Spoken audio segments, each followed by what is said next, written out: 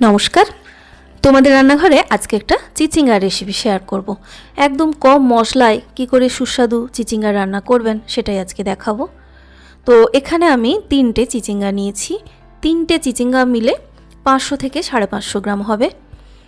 আর এই চিচিঙ্গার উপরের আঁশটা ছাড়িয়ে ঠিক যেরকমভাবে আমি কেটে নিয়েছি দেখতে পাচ্ছেন সেভাবে কেটে নিতে হবে।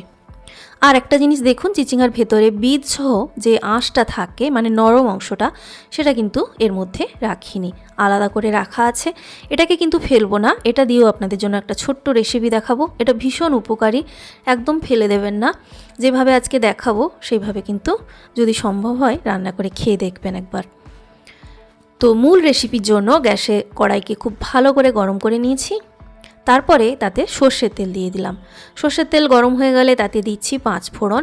এখানে একেবারে বেশি 5 ফোড়ন দেওয়া যাবে না, অল্প পরিমাণে দিতে হবে। তো এখানে তারপরে আমি ভালো করে তেলটাকে কিন্তু কড়াইতে ছড়িয়ে দিচ্ছি, একদম ধোঁয়া ওঠা কিন্তু গরম করতে হবে। এবার এর মধ্যে দিয়ে দিচ্ছি 2টো মাঝারি সাইজের পেঁয়াজ। আপনি চাইলে পেঁয়াজটা কিন্তু বাড়াতেও পারেন। পেঁয়াজ যত বেশি দেবেন এই রেসিপিতে টেস্ট তত ভালো পাবেন। পেঁয়াজটাকে বেশি ভাজার দরকার নেই, অল্প একটু মিশিয়ে নিয়ে এর মধ্যে দিয়ে দিচ্ছি 3টে মাঝারি সাইজের আলুকে আমি ডুমো ডুমো করে কেটে নিয়েছি। আপনি চাইলে আলুটাকে বাড়াতেও পারেন আবার কমাতেও পারেন। তো এই আলুটাকে 3 থেকে 4 মিনিট নাড়াচাড়া করে হাই ফ্লেমে রেখে ফ্রাই করব। আলুটা সেদ্ধ হতে যেহেতু চিচিঙ্গার থেকে সময়টা একটু বেশি লাগে, তাই এটাকে আগে ভাজতে হবে। এবং ভাজার মাঝে আমি স্বাদ মতো নুনটা অ্যাড করে দিচ্ছি। নুনটা অ্যাড করলে আলুটা একটু তাড়াতাড়ি নরমও হবে।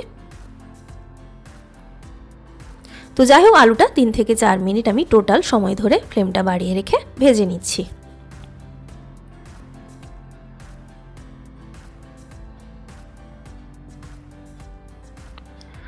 আলুটা প্রায় 4 মিনিট মতো ভেজে নেওয়ার পরে এবার অ্যাড করে দেব চিচিঙ্গা। চিচিঙ্গা আর আলু দুটোকেই এবার ফ্রাই করতে হবে। আর ফ্লেমটা প্রথমে বাড়িয়েই রাখবেন। এই সময়ও চিচিঙ্গা থেকে খুব তাড়াতাড়ি, যেহেতু নুন দেওয়া রয়েছে, জল বেরোতে থাকবে। চিচিঙ্গার মধ্যে জল কিন্তু থাকবেই। জাস্ট কিছুক্ষণ নাড়াচাড়া পরেই দেখুন এই রকম পরিমাণে জল কিন্তু চিচিঙ্গার মধ্যে মানে বেরিয়েছে চিচিঙ্গা থেকে। তো জলটাকে হাই ফ্লেমে রেখে বাড়িয়ে নেবেন।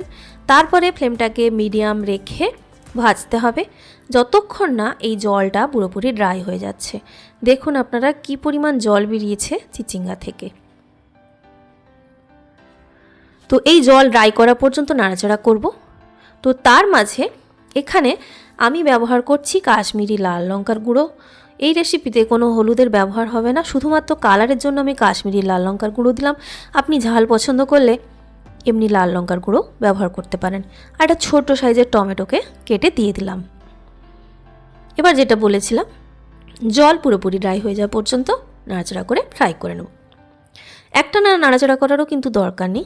এক একটা দিক যখন মানে 40 সেকেন্ড 50 সেকেন্ড করে ভাজা হবে তারপর উল্টে দেবেন। একদম গোল্ডেন কালার করে কিন্তু ভেজে নিতে হবে।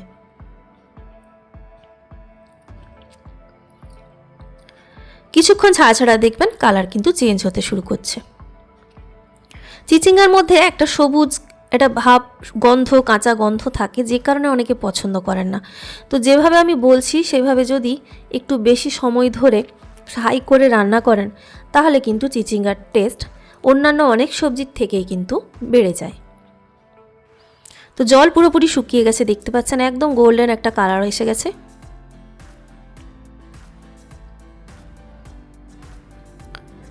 তবু আমি আরও একটুক্ষণ এটা ভেজে নিচ্ছি। একবার অবশ্যই এইভাবে রেসিপিটা ট্রাই করবেন। তো দেখুন একদম ড্রাই হয়ে গেছে, ভাজা হয়ে গেছে।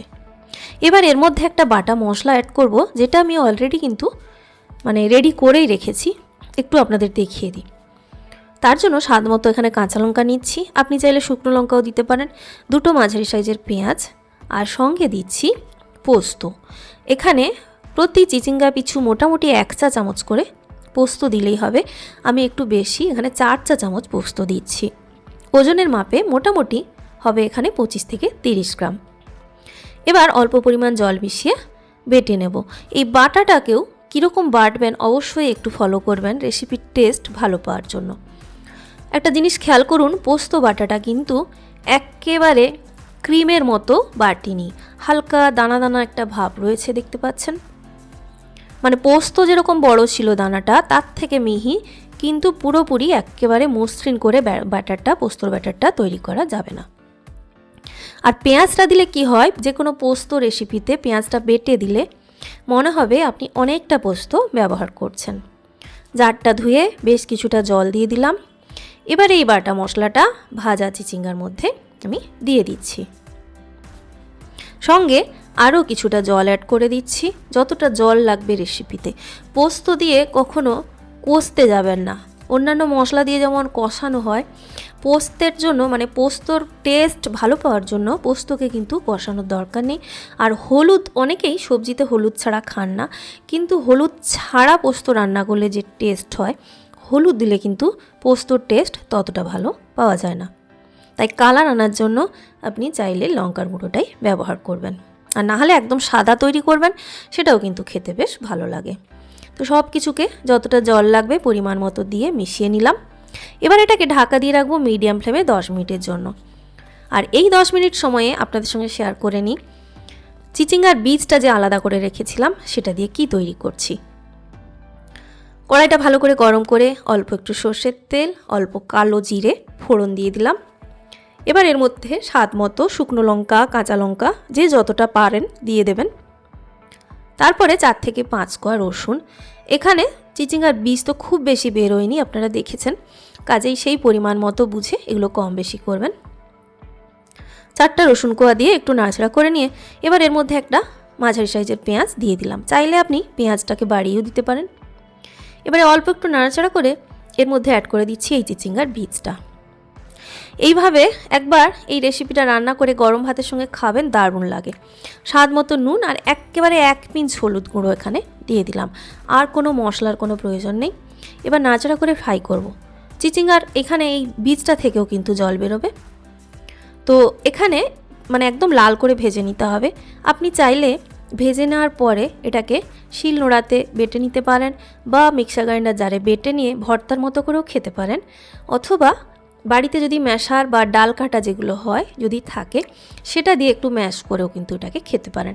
সেক্ষেত্রে একটু দানা দানা থাকবে, তবে খেতে কিন্তু বেশ ভালোই লাগবে। একদম গরম ভাতের মানে ভাত খাওয়ার শুরুতে যে গরম ভাতটা খাবেন, এটা দিয়ে খাবেন, ভীষণ টেস্টি হবে। আর বেশিরভাগ সময় এই অংশটা ফেলেই দেওয়া হয়, আর ভীষণ উপকারী কিন্তু এই অংশটা। তাই চেষ্টা করবেন এটাকে রেখে এইভাবে একটু বানিয়ে নিলে বেশিক্ষণ সময়ও লাগবে না, গরম ভাতে খাবেন, ভীষণ সুন্দর লাগবে। বা আপনারা এই অংশটা দিয়ে কি অন্য কিছু বানান কিনা, সেরকম কোনো রেসিপি থাকলে কমেন্টে জানাতে ভুলবেন না। তো এটা একেবারে রেডি হয়ে গেল, দেখতেই পাচ্ছেন। এটা গরম ভাতের সঙ্গে গরম গরম খাবেন, খুব সুন্দর। এদিকে প্রায় 10 মিনিট পরে এবার চিচিঙ্গার ঢাকা খুলে এবারে দেখে নিতে হবে নাড়াচাড়া করে যে আলুগুলো পুরোপুরি সেদ্ধ হয়ে গেছে কিনা।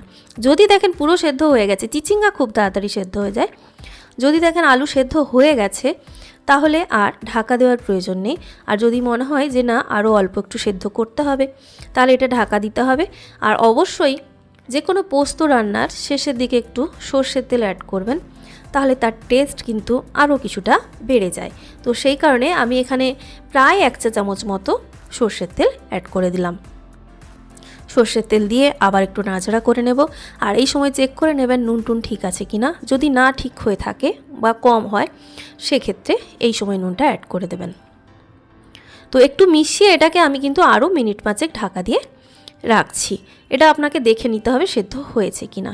তো 5 মিনিট মতো ঢাকা দেওয়ার পরেই বেশ ভালো করে আলু, চিচিঙ্গা সব কিছু সেদ্ধ হয়ে গেছিলো। আর যদি আপনার মনে হয় যে আলুগুলো চিচিঙ্গা থেকে বা পোস্ত থেকে ছেড়ে ছেড়ে রয়েছে, সেপারেট হয়ে আছে, সেক্ষেত্রে কিন্তু ভালো লাগে না। সেরকম হলে আপনি এই আলুগুলোকে একটু ম্যাশ করে দেবেন, সবগুলো না, জাস্ট কয়েকটা যেগুলো একটু বড় সাইজের রয়ে গেছে সেগুলোকে একটু ভেঙে সব কিছু বেশ ভালো করে একসঙ্গে মিশিয়ে নেবেন। তাহলে কিন্তু দেখবেন বেশ সব কিছু বেশ একসঙ্গে যখন লেগে থাকে, পোস্তটা খেতে কিন্তু বেশি ভালো লাগে। তো এক্ষেত্রে আলু প্রায় গলে একদম সুন্দরভাবে কিন্তু সব কিছু সেট হয়ে গেছিলো, তাই আমি আলাদা করে আলুগুলো আর ভাঙিনি। তো একবার অবশ্যই বাড়িতে আপনারা এভাবে চিচিঙ্গা রান্না করবেন, রান্না করে কমেন্টে জানাবেন কেমন ছিল আজকের রেসিপি। ভালো লাগুক বা না লাগুক অবশ্যই কমেন্টে সেটা জানাবেন।